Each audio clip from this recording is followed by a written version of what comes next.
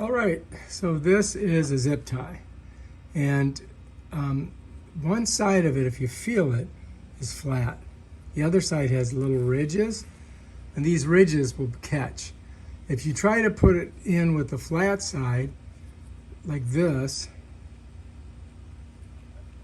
it doesn't catch, you see? Like I see that?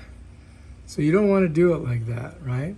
What you got to do is you got to slip it in with the rigid side on the inside of your circle. You follow me? So you would go like this. All right, so take a look. And then when I pull it, it stops. You follow me? So now that's locked. And I can go as tight as I want, but to get it out, that's not going to work, right? That's just not going to slip out of there. So if you want it to slip out of there, you would need to shift something underneath there to do it. And I don't know if you could even do that.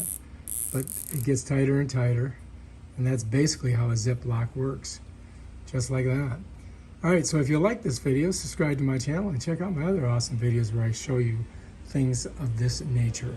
Peace out.